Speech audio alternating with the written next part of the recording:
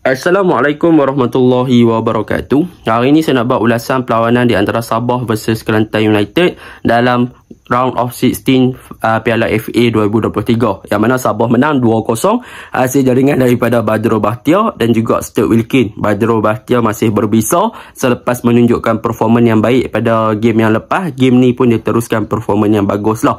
Okey, tanpa membuang masa, mari kita masuk ke dalam ulasan perlawanan. Untuk ulasan perlawanan kali ini, saya akan mulakan dengan pasukan Sabah. Apakah perkara yang positif yang ditunjukkan oleh pasukan Sabah pada perlawanan ni?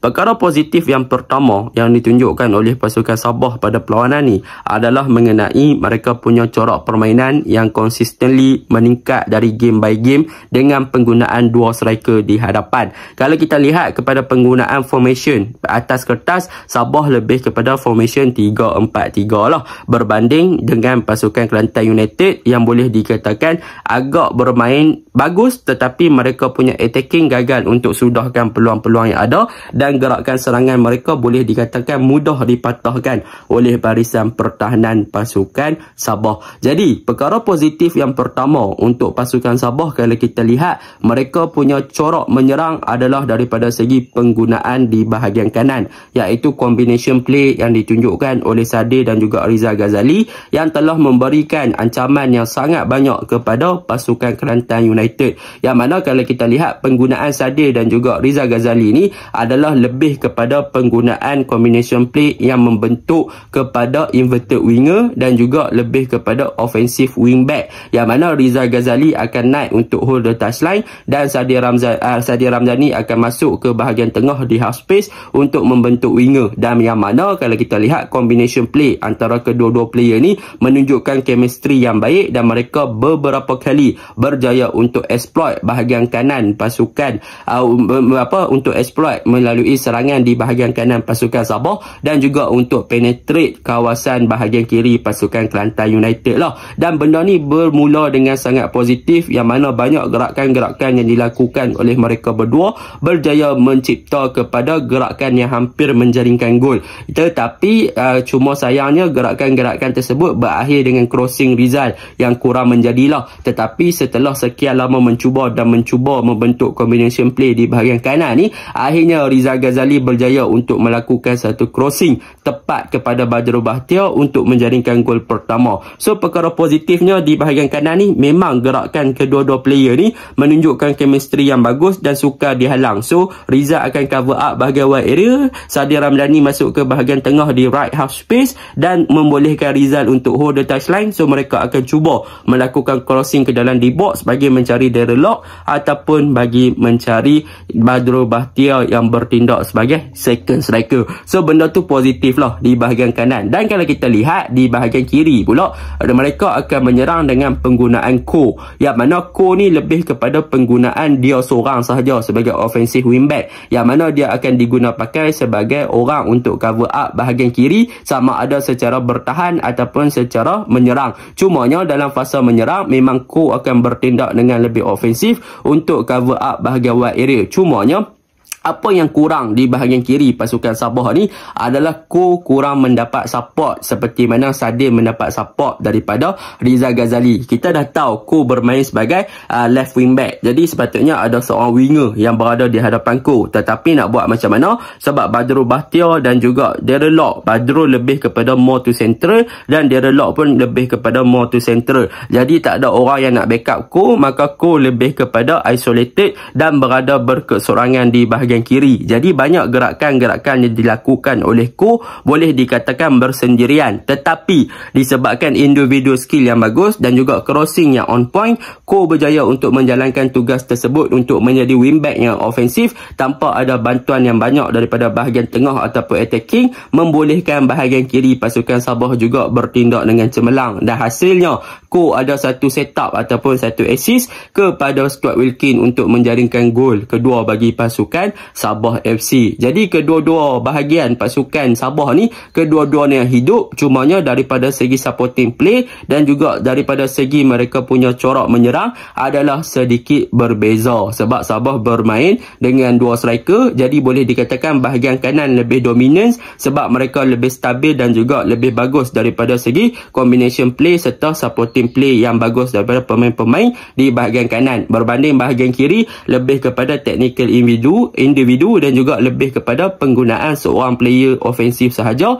yang mana kurang mendapat support. So memanglah kita akan nampak yang Sabah memang banyak menyerang di bahagian kanan berbanding bahagian kiri. Itu yang pertama. Yang kedua, kalau kita lihat daripada segi corak permainan pasukan Sabah juga, mereka sebenarnya bermain dengan back 3, iaitu gandingan daripada Gabriel Perez, Rawisin Batuil dan juga Dominic Tan, yang mana ketiga-tiga player ni boleh menunjukkan performance yang bagus daripada segi ball progression daripada bahagian bawah ke bahagian atas. Dan kalau kita lihat di second half, Gabriel Perez injured, Pak Tesu diturunkan untuk bermain di posisi back 3 tersebut dan mereka masih lagi solid lah. Cumanya untuk game ni kita boleh katakan ada beberapa gerakan yang dilakukan oleh pasukan Kelantan United hampir menghukum barisan pertahanan Sabah. Namun begitu, barisan pertahanan Sabah tidak mudah leka dalam game ni. Mereka menunjukkan satu aksi yang konsisten dan berjaya untuk menghalang beberapa lagi corak serangan dilakukan oleh Kelantan United. Dalam pada masa yang sama, mereka juga bagus dalam buat offside trap untuk memerangkap bahagian attacking pasukan Kelantan United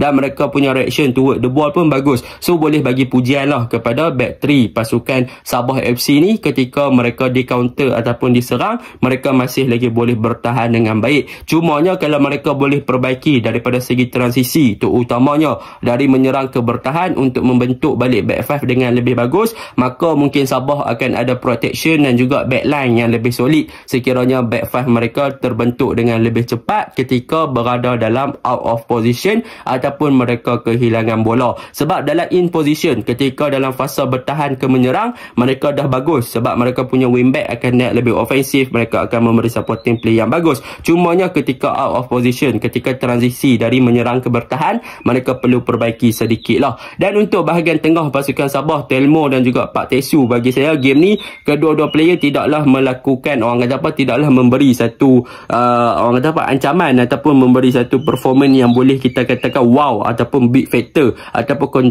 contribution yang bagus kepada bahagian attacking. Tetapi apa yang boleh saya katakan, gandingan Pak Tesu dan juga Telmo di first half telah memberikan satu kestabilan in term of attacking dan juga defending dalam struktur untuk pasukan Sabah. Dan di second half, kemasukan Stuart Wilkin juga telah membolehkan pasukan Sabah lebih membina satu dimensi yang baru in term of attacking, yang mana mereka lebih stable ketika menyerang apabila Stuart Wilkin boleh more to progressive berada di dalam D-box pasukan lawan. So benda tu memang positive side lah bagi pasukan Sabah. Dan untuk attacking, kita boleh nampak lah gandingan Darren Lock dan juga Badrul Bahtiar. Boleh saya katakan Badrul Bahtiar adalah player yang lebih bagus ketika berada di dalam D-box ketika beliau receive the ball. Hasilnya dia berjaya menjaringkan satu gol. So Badrul Bahtiar masih lagi berbisa. Cumanya untuk Darren Lock, daripada segi pressing, daripada segi work rate memang rajin. Cumanya daripada segi contribution untuk toward the goal, reaction dia ketika dapat bola untuk melakukan finishing, dia masih lagi perlu perbaiki benda tu untuk menjadikan dia seorang striker yang lebih berbisa di bahagian hadapan. Jadi itu untuk pasukan Sabah lah. Untuk pasukan Kelantan United, boleh saya katakan mereka sebenarnya bermain begitu baik, cumanya daripada segi playmaker di bahagian tengah mereka kurang creativity punya movement, mereka tak ada orang yang support bahagian attacking dan mereka punya gerakan serangan agak mudah dipatahkan. Mereka lebih kepada tumpu untuk penggunaan wingback mereka untuk naik ke atas, tetapi mereka tak boleh connect dengan bagus untuk bahagian hadapan dan juga bahagian wide area. So benda tu mereka perlu perbaiki lagi. Untuk defend, bagi saya tak beberapa masalah sangat sebab mereka berjaya bertahan dengan baik. Cuma 2 gol yang dihasilkan oleh Sabah tu memang berpunca daripada kesilapan defend mereka sendiri lah, yang mana tak ada orang makin Stuart Wilkin dan tak ada orang makin Badrul Bahtiar, membolehkan mereka ni dengan mudah melakukan percubaan ke arah gol untuk membawa pulang, orang kata apa, untuk membawa pulang Sabah ke round yang seterusnya ataupun ke quarter final. Okey, itulah ulasan saya. Secara jujurnya Sabah semalam pun agak struggle sikit, tetapi mereka menunjukkan performance yang bagus di first half dan berjaya memanfaatkan peluang yang ada untuk skor the goal dan layak ke peringkat seterusnya. Assalamualaikum.